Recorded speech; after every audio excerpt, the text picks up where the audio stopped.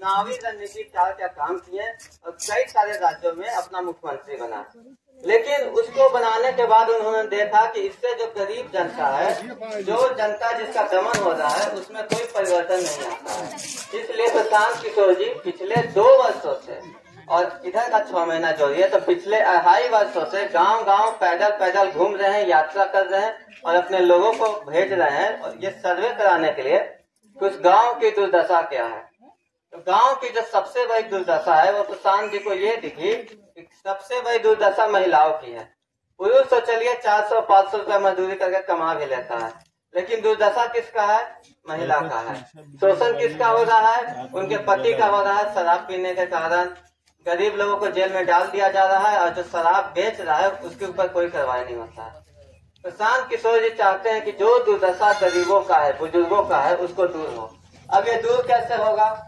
जो गांव का गांव खाली हो रहा है, जो गांव का गांव जो बुजुर्गों का प्रदेश बनते जा रहा है, उसको आर्थिक रूप से मजबूत कैसे किया जा सकता है? आप में से कई लोगों को पेंशन मिलता होगा 400 रुपया, लेकिन आप खुद से सोचिए कि उसका क्या वैल्यू है। आप अन्य राज्यों से उसको कंपेरिजन कीजिए, उसका मुकाबला कीजिए, तो आप देखिएगा बगल में उत्तर प्रदेश है, भाजपा का सरकार है, वहाँ 1000, दिल्ली में 2500, हरियाणा में 2000, झारखंड में 2000, फिर आपको कम क्यों मिलता है? क्यों? क्योंकि आपने वोट देने के लिए अपने बच्चों का चेहरा नहीं देखा, अपने माता पिता का चेहरा नहीं देखा। आप मोदी जी का चेहरा देख के वोट दिए, चलो मोदी जी प्रधानमंत्री बन गए। नीतीश जी का चेहरा देख के वोट दिए, चलो नीतीश जी प्रधानमंत्री बन गए। एक बार अपने बच्चों का चेहरा देख के वोट दीजिए, आपके बच्चों का भी भविष्य। और ये भविष्य कैसे सुधरेगा? मोदी जी का 56 इंच का छाती सब कुछ देखा है, लेकिन अपने बच्चे का सूखा हुआ छाती कोई नहीं देखा। जब वो चावल खाता है, साथ में जब दाल लेता है तो चावल बचा रहता है, दाल खत्म हो जाता है। बच्चा जब मांगता है तो उस माँ को देने के लिए नहीं होता है। ये दुर्दशा है हमारे बिहार का। तो प्रशांत किशोर जी चाहते हैं कि जो बच्चा को आज खाने की भी आपूर्ति नहीं है, उसके लिए 1 से 15 वर्ष के बच्चा को पहले शिक्षा दिया जाए। क्यों? क्योंकि गरीबी से निकलने का मात्र 3 ही रास्ता है। पहला है शिक्षा, दूसरा है पूंजी और तीसरा है जमीन। जमीन तो आपके पास है नहीं। शिक्षा के नाम पे सरकारी स्कूल की व्यवस्था है जिसमें पढ़ के आप उच्च विश्व स्तरीय शिक्षा नहीं ले सकते हैं, और पूंजी की उपलब्धता सरकार कराती नहीं है, क्योंकि जिसके पास पहले से पैसा होता है उसी को पूंजी दिया जाता है। तो प्रशांत जी चाहते हैं कि आपके बच्चों के लिए एक बेहतर शिक्षा का उपलब्धता हो। जैसे प्राइवेट स्कूल का बच्चा बड़ा बड़ा स्कूल में पढ़ने जाता है, आता है, अंग्रेजी में बोलता है, हिंदी में बोलता है, बाद में उसको मजदूरी करने की आवश्यकता नहीं होता है। प्रशांत जी चाहते हैं कि वही व्यवस्था आप जैसे लोगों के लिए भी हो, आप जैसे लोगों के लिए भी हो, जिसमें वो पढ़े और जब वो घर आए तो आप उसके लिए अच्छा खाना बनाकर अपने बेटे का इंतजार कीजिए कि आपका बच्चा पढ़ के आया है, आपका बच्चा भी एक दिन डॉक्टर बनेगा, इंजीनियर बनेगा। पैसा के अभाव में वो असफल नहीं होगा। दूसरा है जो बच्चा नहीं पढ़ा उसके लिए क्या करें? भैया, पढ़ाने में एक बच्चे को कम से कम 20 से 25 साल लगता है, लेकिन जो बच्चा आज 15 साल 16 साल का हो गया है और नहीं पढ़ा, उसको नहीं पढ़ाया जा सकता है। पढ़ाइएगा फिर 20 साल लगेगा, 35-36 साल पढ़ेगा, उसके बाद कोई गारंटी नहीं है क्या करेगा नहीं करेगा। उसके लिए प्रशांत जी ये कहे हैं कि अपने ही क्षेत्रों में, बाहर गुजरात मुंबई बंगाल जाकर नहीं, अपने ही क्षेत्रों में रोजी रोजगार की गारंटी। वो कैसे होगा? यहाँ खेती होता है, खेती में क्या होता है? धान है, गेहूं है, गन्ना है, इससे ज्यादा कुछ नहीं होता है। लेकिन अगर आप कम जमीन में भी अगर सब्जी का खेती करते हैं तो वो अच्छा कमाई होता है, लेकिन उसमें मजदूरों की उपलब्धता कराना बहुत एक चुनौती होता है। तो प्रशांत जी क्या कहते हैं कि मनरेगा के तहत मजदूरों को जोड़ेंगे।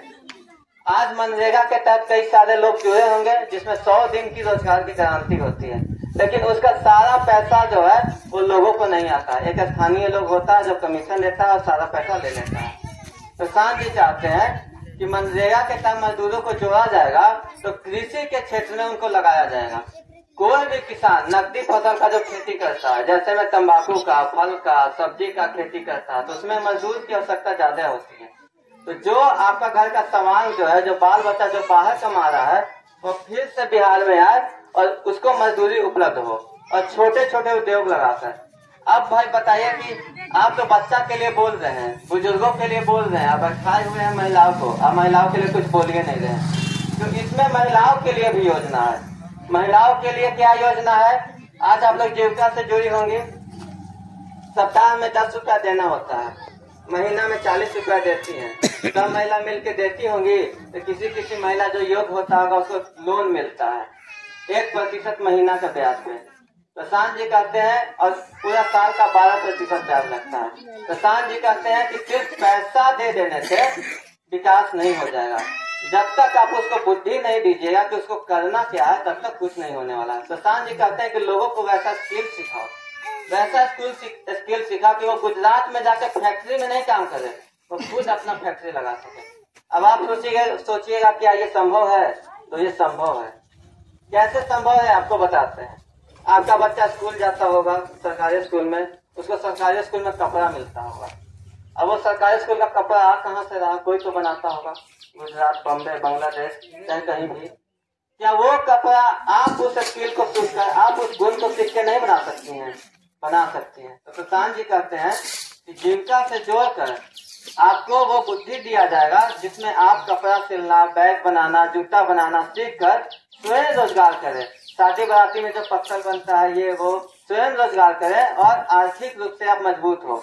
इसके लिए आपको जब स्किल सीख जाएगा तो 4% वार्षिक ब्याज दर पे लोन दिया जाएगा। जैसे आप 1 लाख रुपया का ब्याज लीजिए। प्रशांत जी की यात्रा गुजरेगी। सबसे पहले भगवानपुर हाट से आएगी। कैसे आएगी उसकी योजना की जानकारी ज्योतिष भाई देंगे। दीजिए आप दीजिए आप बोल दीजिए पहले। आइए आप आइए, उनको जानकारी बोल दीजिए। भगवानपुर मोड़ से होते हुए चक्रवृद्धि ब्याज पर अपना 10 मिनट का समय देते हुए सोनबरसा मिडिल स्कूल पर जाएंगे। इसी रास्ते से इस यात्रा में सभी को शामिल होना है। मोड़ पे भी 10 मिनट, दोनों मोड़ जो है मोड़ों पे 10-10 मिनट का समय देंगे वो। इधर से व्यवस्था रहेगी, आप लोगों को टेम्पो वगैरह रहेगा पहुंचाने के लिए। मोड़ पर पहुंचना है सभी को।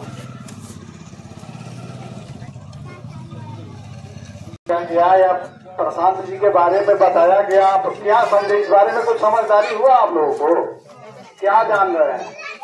क्या आपको फायदा हम लोग गांव गांव घूम के भाषण कराने के और सभा कराने के उद्देश्य से आपको बुला रहे हैं? तो इसके बारे में आपको पूर्ण रूप से जानकारी चाहिए कि प्रशांत जी जो है बिहार बदलने के लिए गांव गांव घूम रहे हैं और घर घर घूम रहे हैं। तो यहाँ राजनीतिक पार्टी अब बन चुकी है प्रशांत जी की, जन सुराज पार्टी।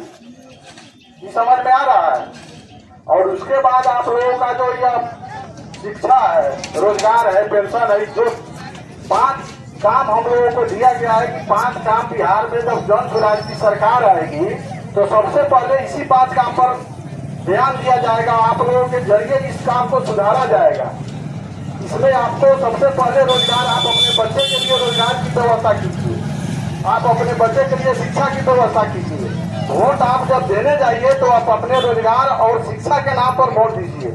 आप अपने बुजुर्ग, उनका उम्र हो गया 80 वर्ष, 400 रुपया पेंशन मिलता है। अधिकतर इसमें महिला बुजुर्ग जो है उम्र दराज ही बैठे हुए हैं, है ना, बैठे हुए। और इस उम्र दराज महिला बुजुर्गों को आज 400 के इस महंगाई के दौर में क्या फायदा होगा? कुछ फायदा होने को है? तो 400 से बढ़ना चाहिए कि नहीं आपका पेंशन? कोई भी सरकार आती है और आपको जो है इसी सरकार जो भी बोल के हमें वोट देना है, वोट लिए, घरे चले गए, फिर उसके बाद आपको कोई देखता है? आप 75 वर्ष से शासन बदलते रह रहे हैं और शासन बदलते बदलते यहाँ तक आ गए। और एक बार शासन प्रशांत किशोर का भी बदल के देखिए। बिहार बदलाव यात्रा इसी के जरिए रखा गया है कि आप बिहार के विकास में क्या संभव हो आप बताइए और हमसे लीजिए। आप अपने बच्चे के लिए सबसे पहले जब वोट देने जाइए तो देखिए कि हमारा बच्चा कहाँ पढ़ने जाता है। उस स्कूल में खिचड़ी खाने के अलावा पढ़ाई होता है? खिचड़ी खिया के घरे भेज दिया जाता है तो खिचड़ी खा के पेट भर जाएगा आपके बच्चा का? कई दिन खिचड़ी खाएगा? अगर वह बच्चा आपका अगर शिक्षा लेकर पढ़ेगा और पढ़ेगा तो आपको खिचड़ी के लिए दूसरे को खिचड़ी खिलाएगा कि वह खिचड़ी खाते रहेगा तब? और उसके बाद आप जो है रोजगार के लिए दिल्ली, पंजाब, आसाम कितना दिन जाइएगा?